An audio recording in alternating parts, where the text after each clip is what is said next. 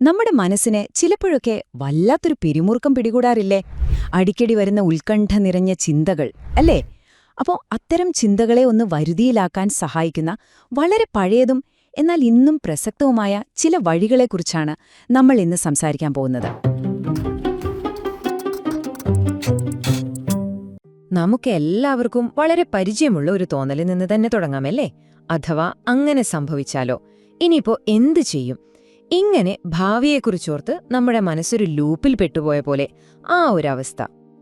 അപ്പോ ഈ ഉത്കണ്ഠയെ എങ്ങനെ കൈകാര്യം ചെയ്യണമെന്ന് മനസ്സിലാക്കുന്നതിന് മുൻപ് ഇത് ശരിക്കും എന്താണെന്ന് നമ്മളൊന്ന് അറിയണ്ടേ? അതാണ് നമ്മൾ ആദ്യം നോക്കുന്നത്. ശരിക്കും പറഞ്ഞാൽ ഉത്കണ്ഠ എന്ന് പറയുന്നത് നമ്മുടെ ശരീരത്തിന്റെ ഒരു സൂപ്പർ പവറാണ്. അപകടം വരുമ്പോൾ നമ്മളെ രക്ഷിക്കാൻ വേണ്ടി ശരീരം തന്നെ ഉണ്ടാക്കുന്ന ഒരു അലാമാണത്. പക്ഷെ പ്രശ്നം എന്താണെന്ന് വെച്ചാൽ ചില സമയങ്ങളിൽ ഈ അലാം വെറുതെ അടിക്കാൻ തുടങ്ങും. യഥാർത്ഥത്തിൽ ഒരു അപകടവും ഇല്ലാത്തപ്പോഴും നമ്മുടെ മനസ്സ് അപായം അപായം എന്ന് നിലവിളിച്ചുകൊണ്ടിരിക്കും. അപ്പോഴാണ് ഇതൊരു വെല്ലുവിളിയായി മാറുന്നത്. ഇതിലേറ്റവും വലിയൊരു പ്രയാസം എന്താണെന്ന് വെച്ചാല് നമ്മളിൽ പലരും ഇത് പുറത്ത് കാണിക്കില്ല അല്ലേ? പുറമേക്ക് നല്ല ചിരിയായിരിക്കും, പക്ഷെ ഉള്ളിന്റെ ഉള്ളില് അടങ്ങാത്തൊരാശങ്കയുടെ കടലിരുമ്പുന്നുണ്ടാകും. ആ ഒരു ഭാരം ചുമന്ന് നടക്കുക എന്നത് അത്ര എളുപ്പമുള്ള കാര്യമല്ല. ആ ഭാരം ഇറക്കി വെക്കണമെങ്കിൽ ആദ്യം ചെയ്യേണ്ടത് അങ്ങനെ ഒരു ഭാരം എന്റെ ഉള്ളിലുണ്ടെന്ന് നമ്മൾ നമ്മളോട് തന്നെ സമ്മതിക്കുക എന്നതാണ്. അപ്പോൾ നമുക്ക് എന്ത് ചെയ്യാൻ പറ്റും? ഇതാ ആദ്യത്തെ വഴി. ഇത് കേൾക്കുമ്പോൾ ചിലപ്പോൾ കുറച്ചൊരു വിചിത്രമായി തോന്നാം, പക്ഷെ ഇത് വളരെ ശക്തമായ ഒരു കാര്യമാണ്. എന്താണെന്നല്ലേ? ഉത്കണ്ഠയോടെ യുദ്ധം ചെയ്യുന്നതിനു പകരം അതിനെ അംഗീകരിക്കാൻ പഠിക്കുക. നോക്കൂ, ഈ പുരാതനമായ വാക്കുകൾ നമ്മളെ ഒരു വലിയ സത്യം ഓർമ്മിപ്പിക്കുകയാണ്. ഭയം, വേദന, ഉത്കണ്ഠ ഇതൊന്നും നിങ്ങൾക്ക് മാത്രം വരുന്ന ഒന്നല്ല. ഇത് മനുഷ്യനായി ജനിച്ച എല്ലാവർക്കും പൊതുവായതാണ്. ഏറ്റവും പ്രധാനപ്പെട്ട കാര്യം ഈയൊരു തോന്നലിൽ നിങ്ങൾ ഒറ്റയ്ക്കല്ല എന്ന് മനസ്സിലാക്കുന്നതാണ്. ഇതൊരു കയറുവലിക്കുന്ന മത്സരം പോലെയാണ്. ഒരു വശത്ത് നിങ്ങളും മറുവശത്ത് നിങ്ങളുടെ ഉത്കണ്ഠയും. നിങ്ങൾ എത്ര ശക്തിയിൽ അതിനെ എതിർത്തു വലിക്കുന്നോ അത്രയും ശക്തിയിൽ അതും നിങ്ങളെ തിരിച്ചു വലിക്കും. അവസാനം നിങ്ങൾ തളർന്നുപോകും. നേരെ മറിച്ച് ആ കയറൊന്ന് അഴിച്ചുകൊടുത്താലോ, അതിനെ അവിടെ നിൽക്കാൻ അനുവദിച്ചാലോ, അതിന്റെ ശക്തി പതിയെ കുറഞ്ഞു വരുന്നത് കാണാം. അതിനോട് പോരാടുമ്പോൾ നമ്മൾ അതിന് കൂടുതൽ ശക്തി കൊടുക്കുകയാണ് ചെയ്യുന്നത്. അംഗീകരിക്കുമ്പോൾ ആ ശക്തി നമ്മൾ തിരിച്ചെടുക്കുന്നു. ഓക്കെ, ഇനി നമുക്ക് വളരെ പ്രധാനപ്പെട്ട അടുത്ത ഒരു ആശയത്തിലേക്ക് കടക്കാം. അതെന്താണെന്ന് വെച്ചാൽ, നമ്മുടെ ഉള്ളിലെ ചിന്തകളെ അതിലങ്ങോട്ട് ഒലിച്ചു പോകാതെ കുറച്ചൊന്ന് മാറി നിന്ന് ഒരു സാക്ഷിയെ പോലെ നോക്കിക്കാണാൻ പഠിക്കുക. ഇവിടെയാണ് നമ്മൾ മനസ്സിലാക്കേണ്ട ഏറ്റവും നിർണായകമായ ഒരു കാര്യം. നിങ്ങൾ നിങ്ങളുടെ ഉത്കണ്ഠയല്ല, നിങ്ങളുടെ ചിന്തകൾക്ക് ഉത്കണ്ഠയുണ്ട്. അത്രയുള്ളൂ. നിങ്ങളും നിങ്ങളുടെ ചിന്തകളും രണ്ടാണ്. ഈയൊരു തിരിച്ചറിവ്, നിങ്ങൾക്കിടയിൽ ഒരു ചെറിയ സ്പേസ് ഉണ്ടാക്കുന്ന ആ ഒരു തിരിച്ചറിവ്, അത് മതി കാര്യങ്ങളെല്ലാം മാറാൻ. ഈ ആശയം മനസ്സിലാക്കാൻ വളരെ മനോഹരമായൊരു ഉദാഹരണമുണ്ട്. ഇതൊന്ന് സങ്കൽപ്പിച്ചു നോക്കൂ. നിങ്ങളൊരു വലിയ വിശാലമായ ആകാശമാണ്. എപ്പോഴും അവിടെയുള്ള ശാന്തമായ ആകാശം. നിങ്ങളുടെ ചിന്തകളോ അവ ആകാശത്തിലൂടെ ഒഴുകി നടക്കുന്ന മേഘങ്ങൾ പോലെയാണ്. ചിലപ്പോൾ കറുത്ത കാർമേഘങ്ങൾ വരും, ചിലപ്പോൾ വെളുത്ത മേഘങ്ങൾ വരും. പക്ഷെ അതൊക്കെ വന്നും പോയുമിരിക്കും അല്ലേ? മേഘങ്ങൾ ആകാശത്തെ മാറ്റുന്നില്ല, അത് ആകാശത്തിലൂടെ കടന്നുപോകുന്നേയുള്ളൂ. അപ്പോ ഇതെങ്ങനെയാണ് പ്രവൃത്തിയിൽ കൊണ്ടുവരുന്നത്? വളരെ ലളിതമാണ്.